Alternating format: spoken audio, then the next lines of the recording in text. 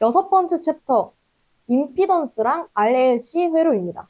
우리 RLC 회로를 알아보기 전에 임피던스부터 먼저 알아볼 건데요. 우리 임피던스가 뭐냐면 우리 직류 회로에서 저항과 같은 역할을 하는 게 임피던스예요.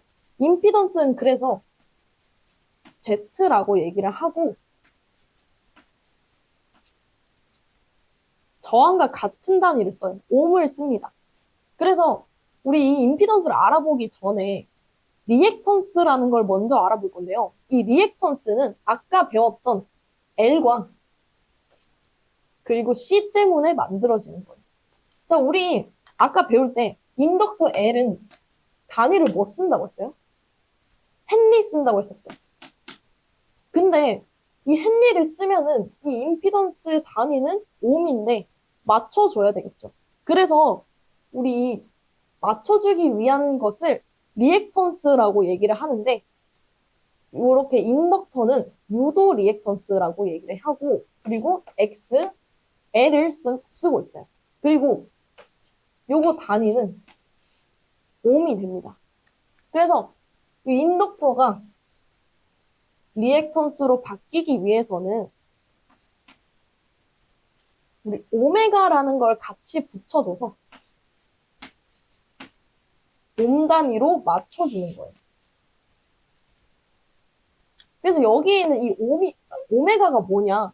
이 오메가는 우리 아까 순식값에서 Vm 사인 오메가 T 플러스 세타 요렇게 배웠었어요.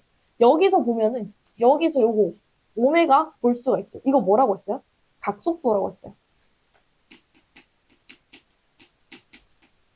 자, 이 각속도를 여기서 쓰는 거예요. 그래서 인덕터를 리액턴스로 만들어주기 위해서는 이 오메가라는 거를 같이 추가를 해서 옴 단위로 맞춰주는 거예요. 이 오메가는 아까도 얘기했듯이 2파이 F로도 표현을 할 수 있다고 했어요. 이 유도 리액턴스는 XL이라고 부르고 오메가 L 그리고 2파이 F라고도 얘기를 한다. 2파이 FL이다. 자, 이렇게 해서 우리 저항과 같은 옴을 쓰기 위해서 인덕터를 이런 식으로 바꿔주는 거예요. 마찬가지로 커패시터는 원래 단위가 페럿이었죠.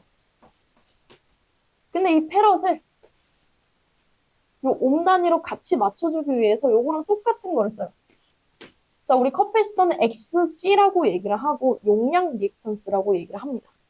그래서 옴 단위로 맞춰주기 위해서 마찬가지로 이 오메가를 쓰기는 하는데 어디로 가냐면 분모로 갑니다. 그래서 오메가 C분의 1 이렇게 하면 이 페럿 단위를 옴으로 바꿔줄 수가 있는 거예요. 이 오메가가 2파이 F라고 했어요. 그러니까 다시 한번 바꿔보면 2파이 FC분의 1 옴이다. 이렇게도 표현을 할 수가 있는 거죠. 그러니까 유도 리액턴스, 용량 리액턴스 이런 식으로 해서 인덕터랑 커패시터를 옴 단위로 바꿔준다라고 생각을 하면 되는 거예요. 그래서 우리가 알아야 될 거는 용량 리액턴스는 오메가 L이고 오메가 L은 2파이 FL이다. 또 용량 리액턴스는 오메가 C분의 1 또는 2파이 FC분의 1이다. 요거 알아두고 임피던스 한번 들어가 보도록 할게요. 자, 그래서 임피던스는 아까 얘기했듯이 Z라고 쓰고 그다음 옴 단위를 쓴다고 했어요. 자, 이거 직류 회로에서 저항과 같은 역할을 하기는 하는데 자, 임피던스를 어떤 식으로 나타내냐? 우리 교류 회로에는 R도 있고 그 다음에 L도 있고 C도 있다고 했어요. 근데 이 R은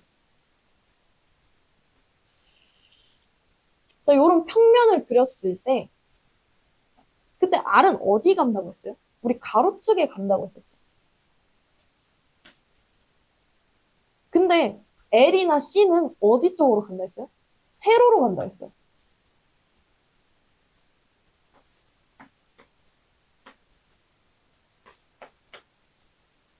그래서 요것들을 구분을 해주기 위해서 임피던스는 복소수라는 걸 쓰는데 요거 왜 쓰냐면 가로랑 세로랑 구분을 해주기 위해서.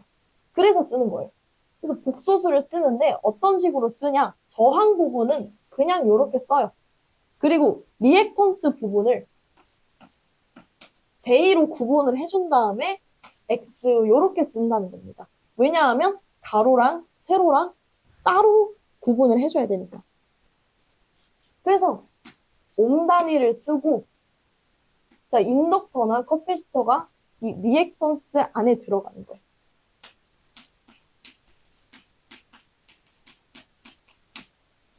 그래서 이 임피던스라는 거는 저항과 리액턴스를 표현을 해준다. 그래서 임피던스라고 얘기를 하는 거예요. 그래서 Z는 R 플러스 JX 옴이다라고 이게 이제 기본식이 되는 거죠. 그래서 임피던스는 가로축과 세로축이 두 개가 포함이 되어 있는 그런 값이에요. 근데 이 크기를 나타내기 위해서는 어떤 식으로 표현을 하냐? 이 가로축이랑 세로축을 이런 식으로 자, 여기에 대한 크기는 이거일까요? 0점에서 직선거리를 나타내는 거예요. 그래서 우리는 이제부터 삼각형을 정말 많이 쓸 건데 이 피타고라스를 무조건 알아야 돼요. 그래서 여기가 가로축이 R이고 세로축이 X가 되는 거죠. 그러면 여기 있는 이 대각선, 이 부분이 Z가 되는 겁니다.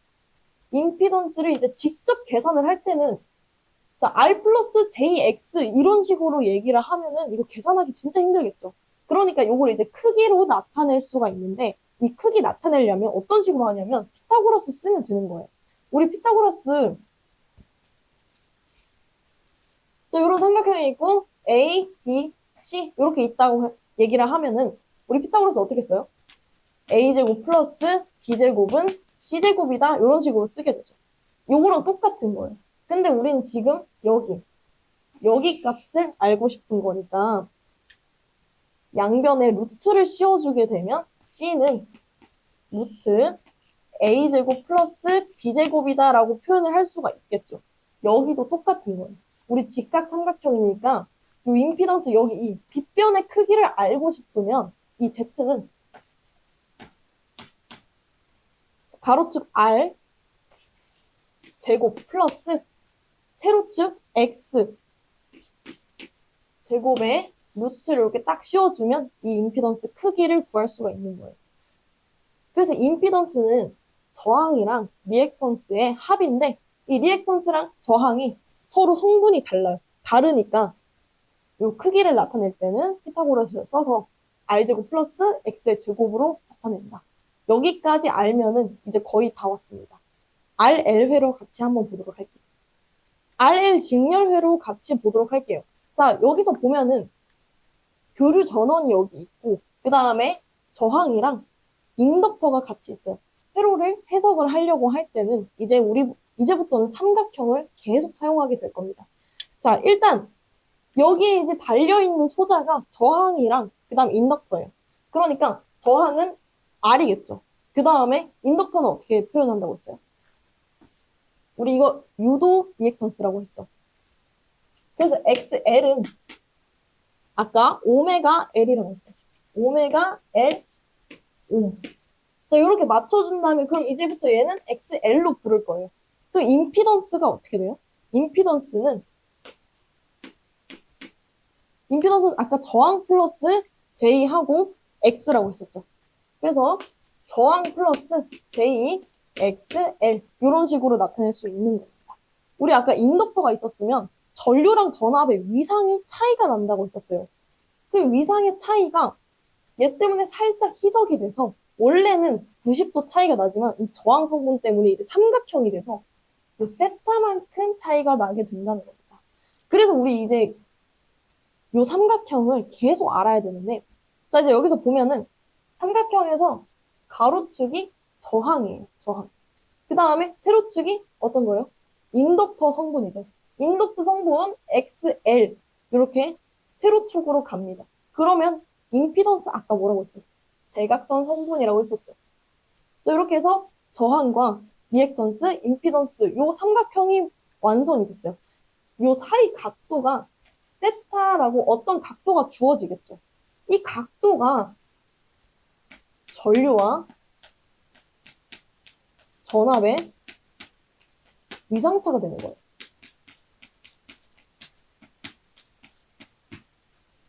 자, 원래는 인덕터 하나만 있었을 때는 이 90도가 차이가 났지만 이 저항 때문에 살짝 희석이 돼서 90도보다 작은 어떤 세타의 값을 갖게 되는데 이 값이 전류와 전압의 위상차가 되는 거고 그리고 이 각도는 우리 저항과 리액턴스와 임피던스 요 세 개가 만들어준 이 삼각형 사이에 딱 들어간다는 거죠.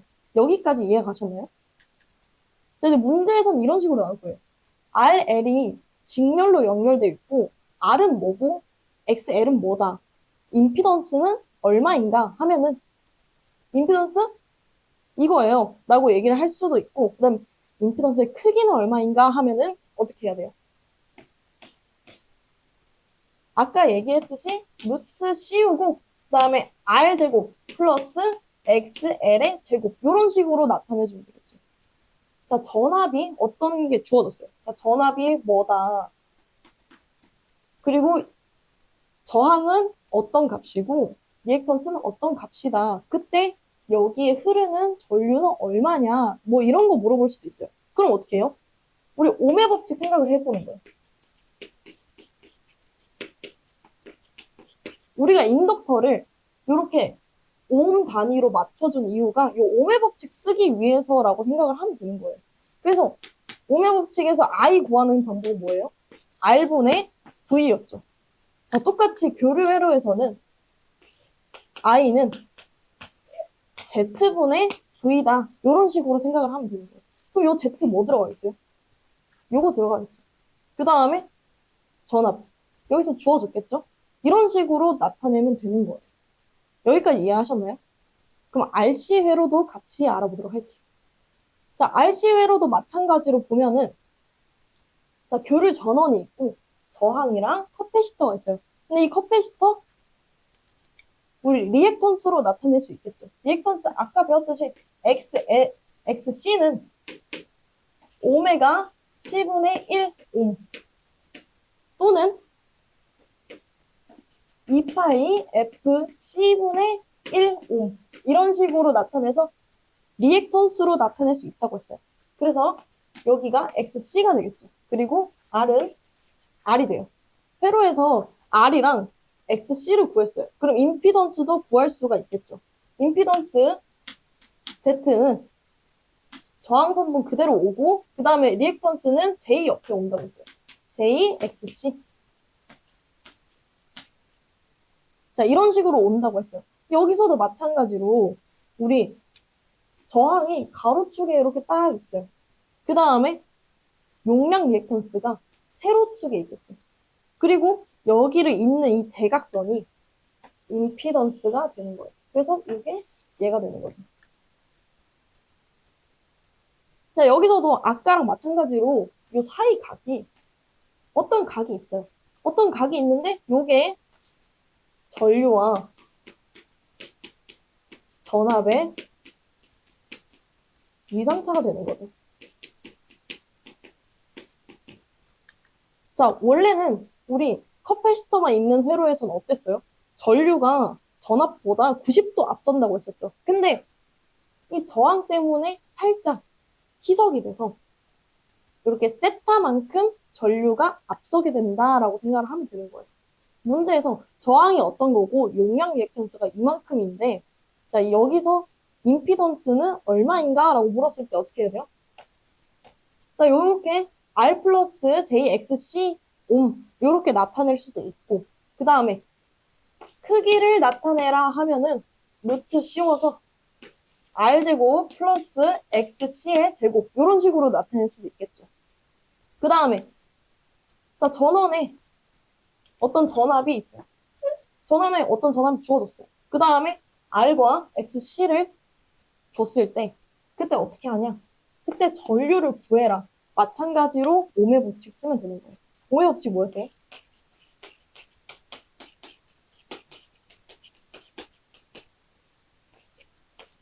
I 구할 때 R분의 V 썼는데, 자, 여기 교류 회로에서는 I는 Z분의 V 쓴다고 했었죠. 똑같이 넣어주면 됩니다. 자, I는 Z분의 V. 자, 여기서 Z 뭐 넣어야 돼요? 이거 넣으면 계산 너무 어렵겠죠. 요거 넣으면 됩니다. 자, 이런 식으로 교류 회로를 해석할 수 있는 거예요. 그럼 마지막으로 RLC 회로 같이 보도록 할게요. 자, 마지막 RLC 회로를 같이 보게 되면은 이 교류 전원에 저항이랑 인덕터, 커패시터 이렇게 세 가지가 같이 있는 걸 볼 수가 있어요. 자, 여기서 보면은 저항은 그냥 R이고, 그 다음에 얘는 뭐라고 했어요? 유도 리액턴스라고 했었죠. 유도 리액턴스 오메가 L로 표현을 할 수가 있고, 간단하게 XL로 표현을 할게요. 그 다음에 커패시터 보면은 이거 용량 리액턴스죠. 용량 리액턴스는 오메가 C분의 1 이렇게 나타내는데, 자, 요거를 XC라고도 나타낼 수 있겠죠. 자, 근데 여기서 보면은 저항은 이렇게 가로축에 있어요. 인덕터랑 커패시터는 세로축에 있다고 했어요. 근데 얘네 둘이가 차이점이 방향이 다르다고. 그래서 자, 인덕터가 이렇게 올라와 있어요. 그러면 얘는 내려가겠죠. 그래서 이 두 개가 방향이 반대라는 거를 꼭 알고 있어야 돼요. 임피던스 어떻게 구하냐? 요거를 이동을 시켜요. 어디로? 요 꼭지점으로. 그리고 이렇게 내리는 거예요. 그러면 여기가 남죠. 여기랑 얘랑 이렇게 이어주면 돼요. 이게 임피던스. 왜냐하면 인덕터는 전류를 뒤지게 해요. 근데 커패시터는 전류를 앞서게 하죠. 그러니까 두 개가 서로 다른 역할을 하고 있는 거예요. 같은 세로축이 있지만 인덕터는 올라가려고 하고 커패시터는 내려가려고 해요. 그러니까 이 두 개가 상쇄가 된다는 거예요. 그래서 이 삼각형을 한번 보면은 자, 가로축에는 항상 저항이 있고 그 다음에 세로축에는 자, 인덕터가 한 이만큼 있다고 생각을 했을 때 자, 요게 인덕터 근데 커패시터가 이거 끌어내려오죠. 요만큼 내려와. 이게 XC. 그래서 요 두 개가 상쇄돼서 XL-XC가 된다는 거예요. 여기랑 요 원점이랑 만나는 요 구간이 임피던스가 된다는 겁니다. 그럼 임피던스 어떻게 계산을 하냐? 임피던스는 저항은 그대로 오고 요 리액턴스 부분에서 두 개가 상쇄가 된다고 했으니까 XL-XC 이런 식으로 나타내주면 된다는 겁니다. 자, 여기서도 만약에 임피던스를 물어봤다. 임피던스의 크기를 물어봤다 하면은 임피던스는 저항 성분이랑 리액턴스 성분이랑 저항 성분이랑 리액턴스 성분이랑 두 개 제곱해서 제곱근 씌워주면 된다고 했었죠. 그러니까 R 제곱 플러스 여기서 리액턴스 성분 이거 다죠. 그래서 괄호 치고 XL-XC 전체 제곱에 루트 씌워주면 임피던스 크기 만들 수 있다는 겁니다. 자, 마찬가지로 전원에 V라는 전압이 주어졌어요. 그러면 I는 Z분의 V 해주면 되겠죠. 여기서 이 Z는 요거 쓰면 됩니다. 자, 이런 식으로 교류 회로를 해석을 할 수가 있는 거예요. 여기서 가장 중요한 건 이 삼각형인데 저항은 가로축에 있고 그 다음에 리액턴스 성분들은 다 세로축에 있다는 거예요. 근데 인덕터에 있는 이 리액턴스, 유도 리액턴스는 위로 올라가려고 하고 그 다음에 커패시터에 있는 이 용량 리액턴스는 아래로 내려가려고 한다는 거예요. 이 정도만 기억을 해두시면 됩니다. 자, 여기까지가 RLC 회로의 해석이었고 다음 전력으로 한번 넘어가 볼게요. 오늘 7번째 챕터 교류 전력과 역률 같이 알아보도록 할게요. 자, 우리가 전력은 저번에 직류회로 했을 때 같이 알아봤었어요. 이 전력 어떤 거냐면 우리 지금 전압이랑 전류 얼만큼 쓰고 있어? 라고 했을 때 전력을 나타낼 수 있다고 했어요. 전력은 직류회로에서는 와트를 쓰고 P라고 했어요. 그 다음에 이거 뭐라 했어요? V 곱하기 I 또는 I제곱 R 또는 R분의 V제곱 이런 식으로 나타낸다고 했었죠. 근데 교류 전력은 우리 저항만 있는 게 아니라 리액턴스가 있다고 했어요. 그 리액턴스 때문에 전력이 세 가지로 나뉘어요. 직류회로에서는 저항 하나밖에 없다고 했어요. 근데 교류회로에서는 전류의 흐름을 방해하는 요소가 세 가지가 있었는데 저항이 가로축에 가고 그 다음에 90도 방향으로 리액턴스가 간다고 했어요. 그 다음 대각선은 임피던스였죠.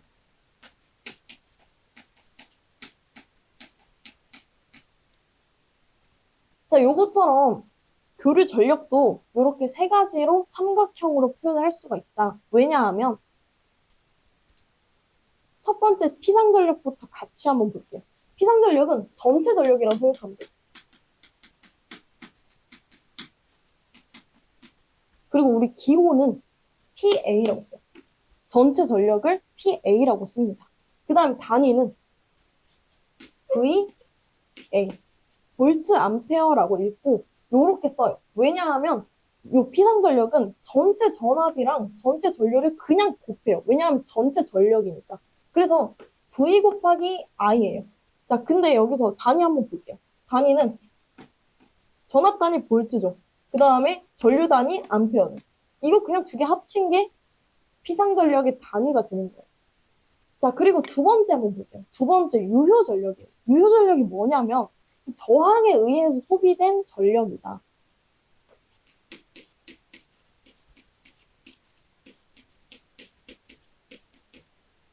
그래서 이 기호는 우리가 이게 유효하다, 진짜 쓴다 라는 의미에서 쓰기 때문에 이게 그냥 P가 기호로 들어가게 됩니다. 그 다음에 단위는 와트. 그다음 마지막 유효전력은 리액턴스 때문에. 자, 리액턴스 어디에 있다고 했어요? 세로축에 있다고 했었죠. 근데 우리가 쓸 수 있는 건 가로축에 있는 것밖에 없어요. 그럼 이거는 허상의 값. 그래서 우리가 실제로 쓸 수 없는 전력이라고 해서 무효 전력이라고 얘기를 하고 요거는 PR이라고 얘기를 한 다음에 단위는 VAR 이렇게 쓰고 있어요. 아까 임피던스 삼각형 했을 때도 가로축이 저항, 세로축이 리액턴스, 그다음에 대각선이 전체 저항과 임피던스를 합한 것, 임피던스라고 했었죠. 전력에서도 똑같은 삼각형을 씁니다. 나 삼각형을 쓰는데 여기서 보면은 저항에 의한 유효 전력이 이 저항 밑변에 들어가게 되는 거예요. 그래서 여기가 유효 전력.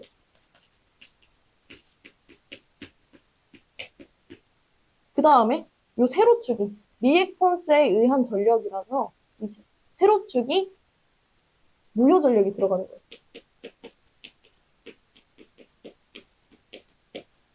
그러면 대각선은 전체 전력인 피상 전력이 들어가겠죠.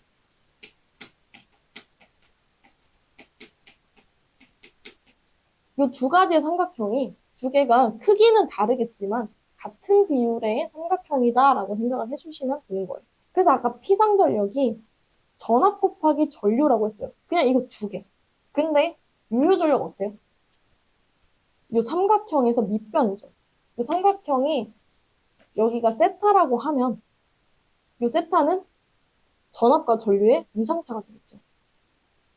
그럼 유효 전력은 여기 삼각함수 딱 이용을 하면은 VI 코사인 세타 이렇게 나타낼 수 있다는 거예요.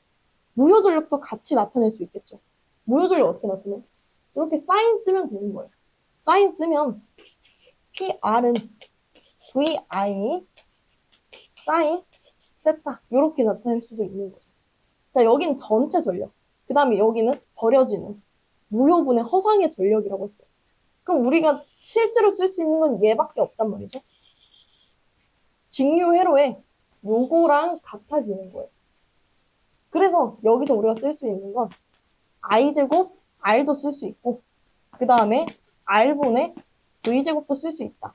그래서 교류 전력에는 리액턴스 때문에 이 무효 전력이 발생을 하는데 이 무효 전력과 유효 전력 또 관계를 삼각형으로만 나타낼 수 있으면 이거 거의 다 풀립니다. 대신 유효 전력에 대한 내용이 문제로 좀 많이 나오는데 여기서 전압과 전류, 그 다음 코사인 세타가 딱 주어진 다음에 유효 전력을 구해라 라고 얘기를 하면 이런 식으로 구해주면 됩니다. 그리고 여기에 있는 코사인 세타에 대해서 조금만 더 알아보도록 할게요. 자, 우리 코사인 세타에 대해서 좀 알아보려고 하는데 삼각형부터 그려주는 게 제일 마음이 편해요. 그래서 삼각형 두 개를 한번 그려줄게요. 자, 여기 세타는 전압과 전류의 위상차겠죠. 여기도 똑같이 세타로 해줄게요. 그리고 우리가 저항, 리액턴스, 임피던스 이렇게 세 가지가 삼각형이 된다고 했어요. 그 다음 똑같이 유효 전력, 무효 전력, 피상 전력 이렇게 삼각형도 된다고 했어요. 여기서 역률이 어떤 거냐? 역률은 이 전체 전력에서 실제로 우리가 쓸 수 있는 전력은 얼마야? 라고 했을 때 이거를 비율로 나타내는 거예요. 근데 비율이 삼각형이니까 코사인 세타로 나타낼 수 있죠. 전체 전력에서 우리가 진짜 쓸 수 있는 건 얼마야? 라고 했을 때 그걸 역률이라고 하는 거예요. 그래서 역률은 우리가 이 삼각형을 만들었으니까 이 삼각형 이용을 해줘야겠죠. 그래서 코사인 세타. 그러니까 전체 전력에서 우리가 쓰고 있는 비율 PA분의 P. 전체 전력에서 우리가 쓰는 유효 전력의 비율. 이거를 우리가 역률이라고 얘기를 하는 거예요. 근데 이 삼각형이랑 이 삼각형이랑 비율이 똑같다고 했죠. 그러니까 역률을 구할 때는 전체 전력에서 유효 전력 이렇게 구할 수도 있지만 여기서 이 삼각형에서 한번 살펴보면은 임피던스 분의 저항 이렇게도 나타낼 수 있다는 거예요. 역률을 PA분의 P 또는 임피던스 분의 R 저항 이렇게도 나타낼 수 있다는 거죠. 그래서 문제에서 한번 살펴보면 문제는 전압이 얼마고 전류가 얼마야. 그 다음에 역률이 얼마야. 이렇게 세 개를 주어준 다음에 전력은 얼마일까라고 이렇게 묻는 문제들이 엄청 많이 나온단 말이죠. 근데 그거 보면은 자, 전력은 아까 VI, 코사인, 세타 이렇게 나타낼 수 있다고 했어요. 요거 뭐예요? 코사인 세타? 역률이죠. 그러니까 여기다가 역률 집어넣고 차례로 전압, 전류 여기다 집어넣어주면 답이 나온다는 거예요. 이 역률이 전체 전력에서 우리가 쓸 수 있는 전력의 비율이기도 하고 그 다음에 이 삼각형으로도 나타낼 수 있고 그리고 여기 있는 이 세타의 값이 전압과 전류의 위상차다. 이 세 가지는 꼭 알아가셔야 됩니다. 자, 여기까지가 교류 회로였고요. 그 다음에 조금 더 심화된 내용, 삼상 교류 회로를 알아보도록 할게요.